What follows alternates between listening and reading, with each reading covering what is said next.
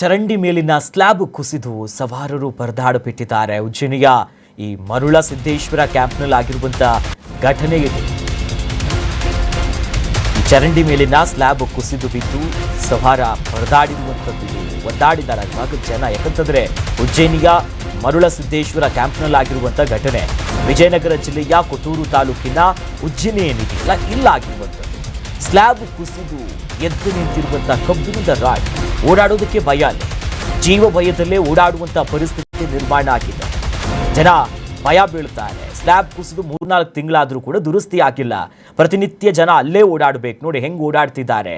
ಎತ್ತಿನ ಗಾಡಿಯಲ್ಲಿ ಹೋಗ್ತಾರೆ, ಬೈಕು ಎಲ್ಲ ಇದೆ. ಯಾಕಂದ್ರೆ ಜಮೀನ್ಗೆಲ್ಲ ಹೋಗೋದಕ್ಕೆ ರೈತರು ಇಲ್ಲೇ ಹೋಗಬೇಕು. ಪಿಡಿಒ ಗಮನಕ್ಕೆ ತರ್ತಾರಂತೆ. ಉಜ್ಜಯಿನಿ ಗ್ರಾಮ ಪಂಚಾಯತಿ ಪಿಡಿಒ ಉಮಾಪತಿ ಫುಲ್ಲು ಬ್ಯುಸಿ ಅಂತೆಯವ್ರು. ಪಾಪ ಸಾಹೇಬ್ರು ಎಷ್ಟು ಕೆಲಸ ಮಾಡ್ತಾರೋ ಗೊತ್ತಿಲ್ಲ. 3-4 ತಿಂಗಳಿಂದ ಈ ರೀತಿ ಆದರೂ ಕೂಡ ಬಂದು ನೋಡೋದಕ್ಕೆ ಪುರ್ಸೋತಿಲ್ಲ. ಉಡಾಫೆ ಉತ್ತರ ಅಂತೆ ಅವ್ರದ್ದು ಬೇರೆ. ಸದ್ಯ ಗ್ರಾಮ ಪಂಚಾಯತ್ ಅಧಿಕಾರಿಗಳ ವಿರುದ್ಧ ಸ್ಥಳೀಯರು ಆಕ್ರೋಶ ಹೊರಗಾಗ್ತಿದ್ದಾರೆ.